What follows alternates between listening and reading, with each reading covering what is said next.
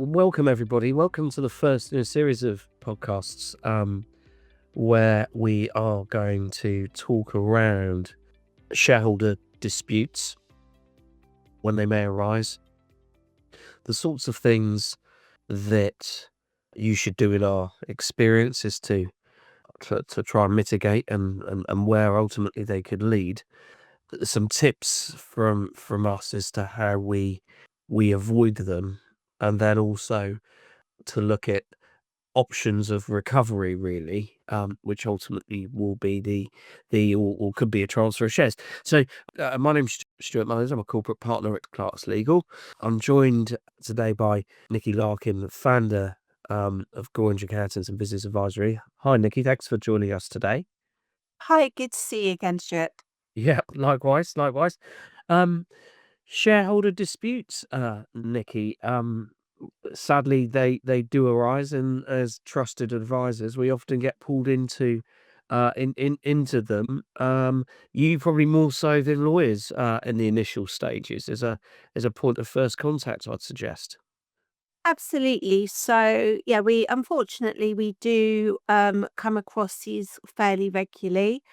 That where they have shareholders disputes. It may be about one specific item, or it could be so much so that the whole firm is at risk. So the typical reasons that this may come into play is it could be divorce, there could be death, there could be it might not be a full-on dispute because it could be something just from retirement. I think Uh, that's a very important point to make, yeah, is that we're not, when we talk about a shareholder dispute in one's mind, it conjures up an issue of founders falling out between yeah, themselves and yeah, and finding it difficult to agree. Now, that typically it's a series of events that will lead to that disgruntlement, for want of a better phrase, and that can result in business pressures, a simple difference in opinion that can manifest itself over a period of time, and people see themselves ultimately thinking that the business should go in separate and non-collegiate ways.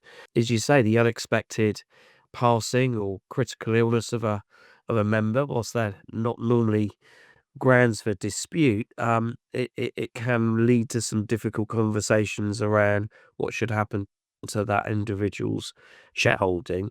And similarly, where there's separation in one's personal life, that can give rise to third-party claims over shareholding and shareholding value, and that in itself can lead to issues around which question the future of where those shares are held. So I suppose in many respects what we're looking at here are rather than disputes as such, we're I suppose we're really talking about sort of matters that give rise to issues which trigger a need to exit a shareholder or result in a divergence of founder interest, Nicky.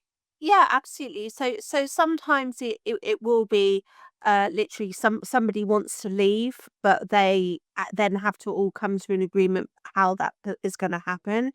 Other times it could be that one side wants the other to leave, or even at both at the same time, and you're trying to resolve what will happen to that. Another regular thing that I see is where one shareholder thinks that, oh, shareholder stroke director, because usually still they're this one and the same thing often in these SMEs, that one may think, yes, we're ready to exit. So they want to sell the business, but the others saying, no, actually, there's still more gold to mine before we get to that point. So there's all sorts of different things that they can fall out about. It could be the marketing direction, it could be diversification. So what we're trying to do, as the accountancy firm, what we're trying to do usually is get to the nub of what the actual issue is, see if it can be resolved in-house, and if not, if there has to be some sort of remedy, working out what the possible ways it can be, you know, I think yeah. I think that's right. I think because the starting point is that shares are property, like your watch, like your cash at bank.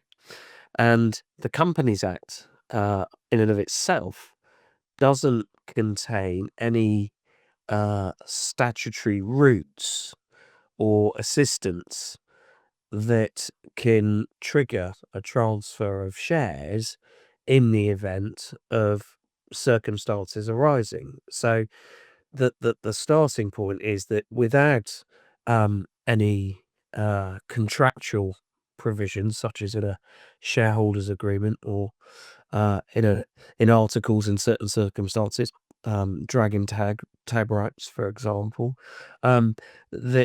without those express rights, um, there is no requirement for individuals to have to offer up the shares, even if they cease to be a director in the company.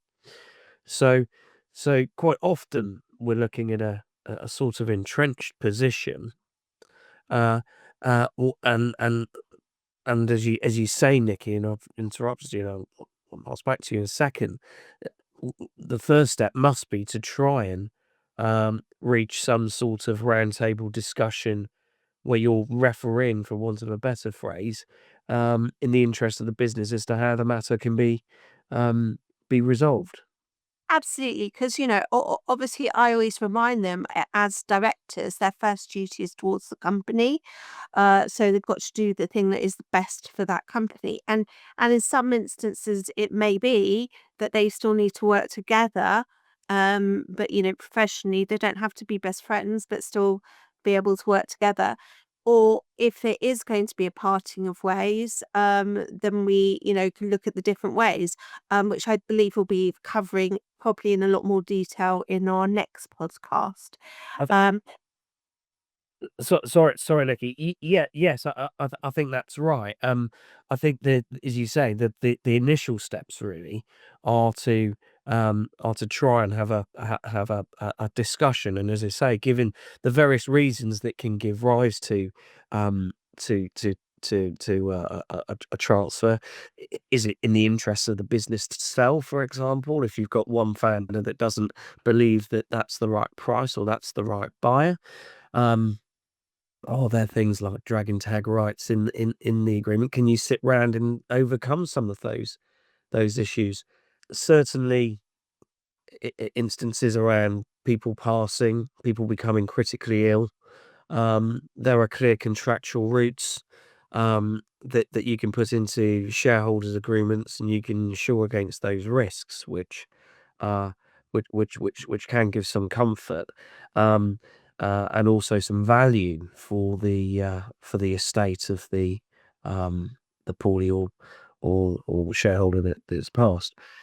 and also one other thing, we've talked about could be that one or the other ends up taking it over, but it might be a full exit in the end for everybody. But the other one that we haven't talked about, which is just as good a remedy in some circumstances, is potentially demerging the business. If there are distinct areas within the business that the different shareholders would like to have control of, that's another possibility to consider.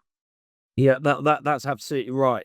Having that conversation right in the early stages and saying, look, is there an alternative to the nuclear option, which would ultimately be a just and equitable winding up in the High Court, which nobody really wants to do. A, because it costs a lot of money, and B, it takes a lot of time, and C, it involves your business relationship being disclosed openly in court.